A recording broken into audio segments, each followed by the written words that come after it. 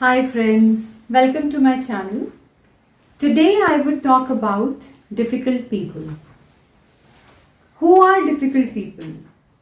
Difficult people कौन होते हैं? क्या आप जानते हैं कि कौन होते हैं difficult people?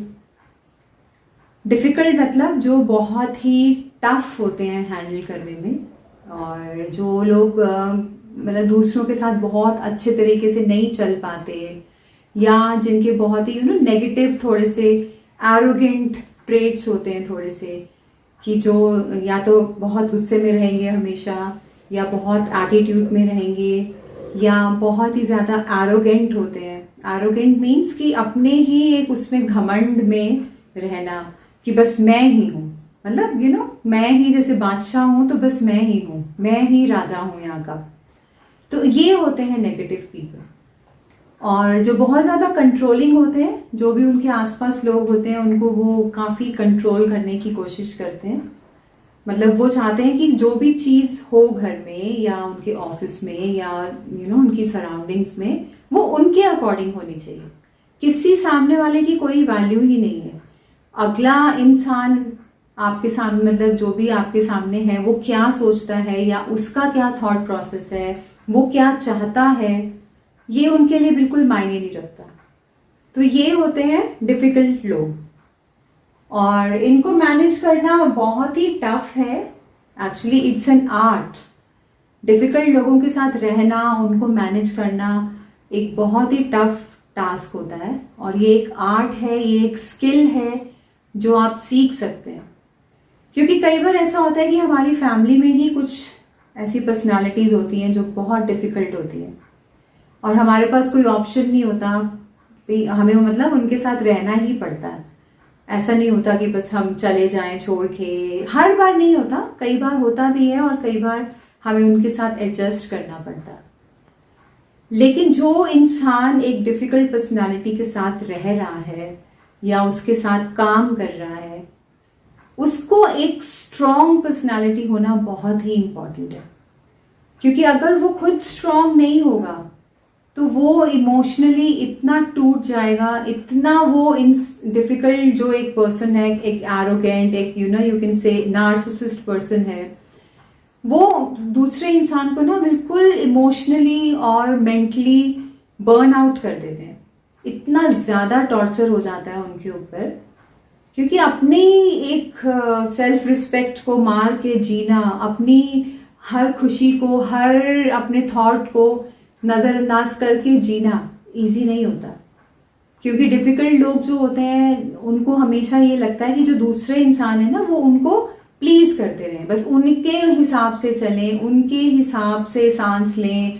वो दिन कहें तो दिन है, वो रात कहे तो रात है, ऐसी सिचुएशन होती है। तो इट्स एन आर्ट। ऐसे लोगों को डील करना it's an art and it's a skill जो आप सीख सकते हैं। आप उसमें ग्रो कर सकते हैं और आप खुद को स्ट्रांग बना सकते हैं। ऑलवेज रिमेंबर कि हमें खुद को स्ट्रांग बनाना है। हमको इतना स्ट्रांग होना चाहिए internally, like mentally and emotionally, physically भी, लेकिन मेंटली और इमोशनली होना ज़्यादा इंपॉर्टेंट है। तो अगर आप मेंटली और इमोशनली स्ट्रांग होंगे तो आप लाइफ में किसी भी सिचुएशन को फेस कर सकते हैं, आप हर प्रॉब्लम का सोल्यूशन निकाल सकते हैं। तो आज मैं आपको कुछ टिप्स बताऊंगी कि आप डिफिकल्ट लोगों के साथ कैसे डील करें। पहला पॉइंट है try compassion, if it does not work then distance.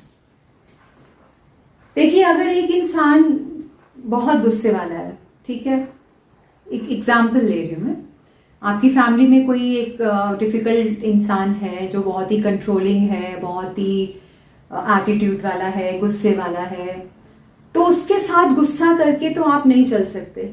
Because अगर आप भी गुस्सा करते रहेंगे, वो भी गुस्सा करता रहेगा, तो हेल हो जाएगी लाइफ, क्लैशेस होते रहेंगे। तो क्या करना चाहिए? Try compassion. कंपैशन होता है उसको आराम से सहानुभूति, दैट इज कंपैशन। उसके साथ कंपैशनेट रहिए, सुन लीजिए, वो जो बोल रहा है बोलता रहिए, बोलते रहने दीजिए उसे, और आप शांत रहिए, काम रहिए, आप ये सोचिए कि वो बीमार है। जैसे हमें फिजिकल एलिमेंट्स होती है ना, हमारा पेट दर्द होता है, हमारे और बहुत सर दर्द होता है, और बहुत से इश्यूज होते हैं, फिजिकल इश्यूज, हेल्थ इश्यूज आ जाते हैं। ऐसे ही ये भी एक मेंटल हेल्थ इश्यू है। तो आप ये सोचिए कि वो इंसान बीमार है, वो बोल रहा है, बोलने दीजिए, उसके साथ सहानुभूति रखिए, कंपैशन रखिए। और अगर कंपैशन काम नहीं करता तो डिस्टेंस जरूर काम करेगा, तो डिस्टेंस कर लीजिए। पहले देखिए, आपको कंपैशन ट्राई करना है, उसको समझने की कोशिश करनी है, उसको उसके हाल पे छोड़ दीजिए, बिकॉज ऐसे लोग तो बदलने वाले तो बहुत ही कम होते हैं, और आपके कहने से तो वो बदलेंगे नहीं। उनको अगर बदलना होगा तो वो उनको अंदर से, खुद से जब से आवाज नहीं आएगी ना कि हाँ मुझे अपने आप को चेंज करना है, मुझे अपने आप को ट्रांसफॉर्म करना है, तब तक कोई भी उनको चेंज नहीं कर सकता। तो अगर आपको ये गलतफहमी है कि मैं उसे चेंज कर दूंगी या मैं उसे चेंज कर दूंगा, तो वो नहीं हो पाएगा। तो आप पहले तो कंपैशन रखिए उसके साथ, और अगर फिर भी चीजें नहीं बदलती हैं, चीजें नहीं सुधरती हैं, तो आप थोड़ा सा डिस्टेंस मेंटेन करिए। इग्नोर करना ही बेस्ट चीज होती है, क्योंकि अगर आप उसके साथ उलझेंगे, पार्टिसिपेट करेंगे उसकी चीजों में, तो बातें और बिगड़ेंगी। Second point is try love again. Compassion, love, same thing. Love वही होता है, प्यार से डील करने की कोशिश करिए। ऐसे लोगों को ये समझिए कि वो मेंटली इल है, उनको मेंटल कोई प्रॉब्लम है, बीमार हैं वो लोग, तो आप प्यार से डील करने की कोशिश करिए। और अगर फिर भी नहीं होता, then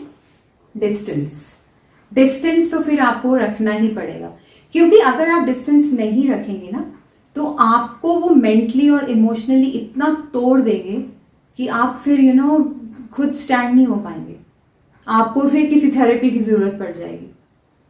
okay, so distance maintain करना इज अ मस्ट।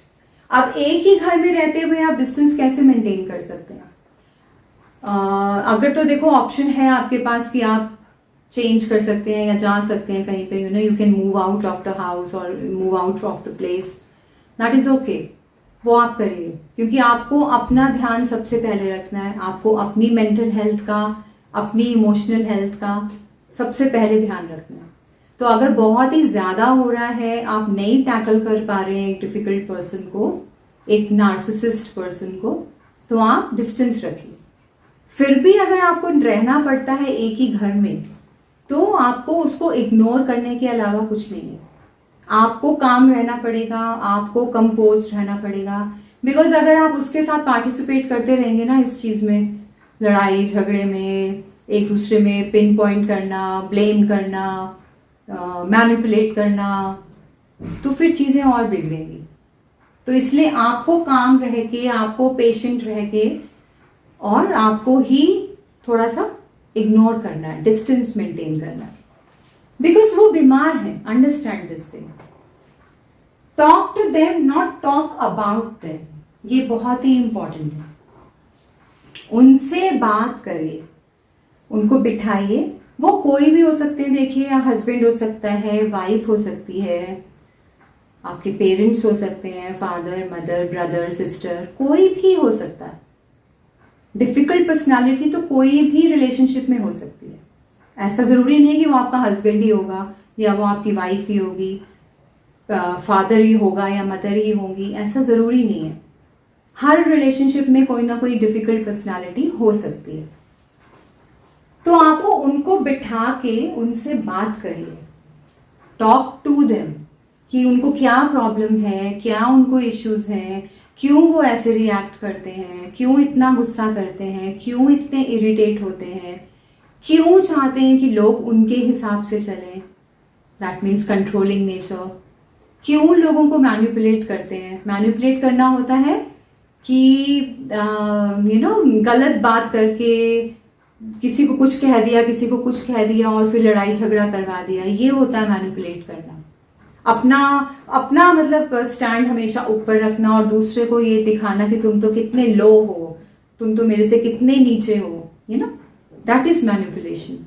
अपने आप को सुप्रीम शो करना, ये होता है मैनिपुलेट करना।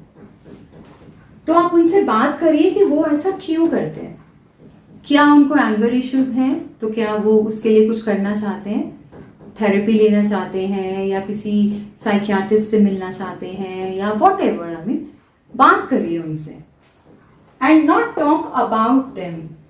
दुनिया में जा जाके उनके बारे में बात नहीं करनी है कि अपनी फ्रेंड से बात कर ली, अपने रिलेटिव्स में बात कर ली, अपने कजन्स में बात कर ली, अपने सोशल मीडिया पे बात कर ली। नहीं, वो नहीं करना है, क्योंकि जितना ज्यादा आप इस बात को फैलाएंगे उतना ज्यादा प्रॉब्लम और बढ़ेगी। तो उनसे बात करिए, उनके बारे में बात मत करिए। Don't try to correct them, stay calm. ये जैसे मैंने आपको पहले भी बताया, don't even try to correct them.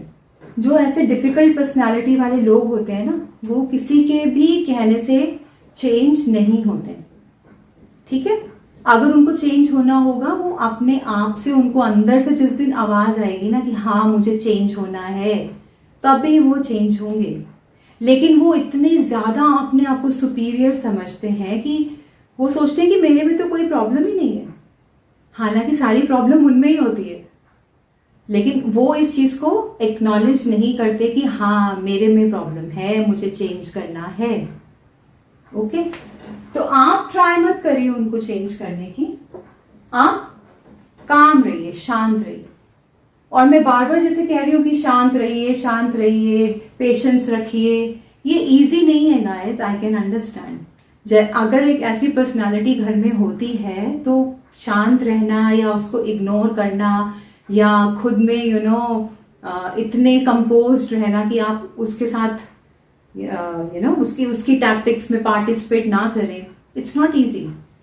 वो ऑटोमेटिकली गुस्सा आ ही जाता है बार बार उनको ऐसे देख के। काम रहने के लिए, पेशेंट रहने के लिए बहुत स्ट्रेंथ चाहिए, इजी नहीं होता है। Calmness is a virtue, patience is a virtue, मतलब ये इतने पॉजिटिव पॉइंट्स हैं और ये स्ट्रेंथ है। वीक इंसान कभी भी काम नहीं रह सकता, वो चिल्लाएगा, चीखेगा। जो स्ट्रांग होता है ना, वो ही शांत रह सकता है। तो उस स्ट्रेंथ को पाने के लिए आपको इमोशनली स्ट्रांग होना बहुत जरूरी है, मेंटली स्ट्रांग होना बहुत जरूरी है। तो खुद पे आप फोकस करिए, बजाय उनके आप अपने आप पे फोकस करिए कि आप अपनी मेंटल स्ट्रेंथ कैसे बढ़ा सकते हैं, आप अपनी इमोशनल स्ट्रेंथ कैसे बढ़ा सकते हैं। क्योंकि आपको सीखना है उनसे डील करना, आपको वो आर्ट सीखनी है, आपको वो स्किल सीखना है। अगला बंदा तो बीमार है, वो नहीं सीखेगा, आपको ही सीखना है, आपको ही शांत रहना है। Take the remote in your hands, इसका ये मतलब है कि आप इतने काम एंड कंपोज्ड हो जाएं कि कोई कुछ भी कहे आपको कोई फर्क ही ना पड़े उस चीज से। चिकना घड़ा सुना है आपने, तो वैसे बनना होता है। क्योंकि अगर किसी के कहने से हम रिएक्शंस देते रहेंगे, अगर सपोज किसी ने मुझे आके कह दिया अरे तुम तो कितनी बदसूरत दिखती हो, बहुत ही गंदी लगती हो, मुझे तो तुम बिल्कुल पसंद नहीं हो, आई रियली हेट यू, तो मैं क्या करूं अब उसके लिए? अब मैं गुस्सा होकर चिल्लाने लग जाऊं, या मैं उसको कुछ 10 बातें सुना दूं, या मैं उसको पीट दूं, थप्पड़ लगा दूं। ऐसे ही अगर किसी ने मुझे कह दिया कि आप तो पता नहीं क्या बोलते रहते हो यूट्यूब पे, आपके वीडियोस तो इतने खराब है, पता नहीं क्या सिखाते हो आप लोगों को, अगेन अब मैं लड़ तो नहीं सकती जाके उससे। यही बात है कि अगर आप हर छोटी छोटी बात पे रिएक्शंस देंगे, हर चीज में आप आगे से अपने आप को एक्सप्लेन करने लग जाएंगे, तो इसका मतलब ये है कि आपका जो रिमोट है ना, आपकी जो पर्सनालिटी का, आपकी जो पीस का, आपकी जो शांति का जो एक रिमोट कंट्रोल होता है ना, वो दूसरों के हाथ में है। कोई ऐसे दबाता है तो आप ऐसे हो जाते हो, कोई दूसरा बटन दबाता है तो आप ऐसे हो जाते हो। ऐसे नहीं करना, आप कठपुतली नहीं हो ना, you are not a puppet. तो किसी के कहने से हमको रिएक्शन नहीं देना, आप मस्त रहिए। लोग आते हैं, 10 आते हैं, 20 आएंगे, बोलेंगे, चले जाएंगे। लेकिन आप अगर हर चीज पे रिएक्शन देते रहेंगे तो आप ही बीमार होने वाले हो, आपकी ही मेंटल हेल्थ सफर होने वाली है, आपकी ही इमोशनल हेल्थ डाउन हो जाएगी। सो जो रिमोट कंट्रोल होता है ना, वो अपने हाथ में रखना चाहिए, अपनी लाइफ का, अपने थॉट्स का, अपने इमोशंस का। दूसरों को मत दीजिए कि उसने मुझे ऐसा कह दिया इसलिए मैं नाराज हूं, उसने मेरे साथ ऐसे किया इसलिए मुझे गुस्सा आ गया। नहीं, अपनी रिस्पॉन्सिबिलिटी खुद लेनी है हमें। Don't be a puppet. Puppet मतलब कठपुतली। दूसरों के हाथों में कठपुतली मत बनिए।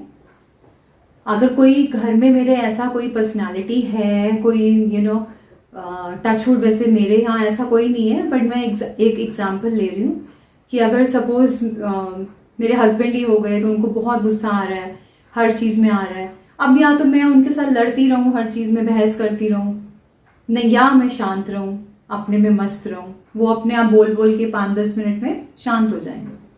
लेकिन वहीं अगर दूसरी पार्टी ने भी बोलना शुरू कर दिया तो वो बात कहाँ से कहाँ चली जाएगी, फिर वो भी, उनकी तो मेंटल हेल्थ ऑलरेडी खराब है, आपकी भी हो जाएगी।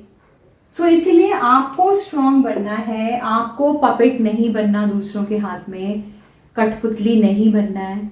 अपना जो रिमोट कंट्रोल है वो अपने पास रखिए। Don't allow people to control your emotions. लोगों के हिसाब से आपके इमोशंस काम नहीं करने चाहिए। समझ रहे हैं आप मेरी बात? सो बी स्ट्रांग। और ये इतनी स्ट्रेंथ लाने के लिए, इतनी पेशेंस, इतनी विजडम, इतनी अंडरस्टैंडिंग लाने के लिए आपको अपने ऊपर काम करना पड़ेगा। ऐसे बैठे बैठे नहीं आ जाती। जब तक आप ये डिसाइड नहीं कर लेते, जब तक आप ये बना नहीं लेते कि हाँ मुझे अपने आप को ट्रांसफॉर्म करना है, मुझे अपने आप को इमोशनली स्ट्रांग बनाना है, मुझे अपने आप को मेंटली स्ट्रांग बनाना है, तब तक कोई नहीं बना सकता। आपको डिसीजन खुद लेना है। तो यही टिप्स थे डिफिकल्ट लोगों को डील करने के। आई होप मैंने अपना पॉइंट क्लियर किया होगा एंड आपको कुछ समझ में आया होगा। अगर आपको मेरे वीडियोस हेल्पफुल लगते हैं तो please like, share and subscribe to my channel. Thank you so much. Bye.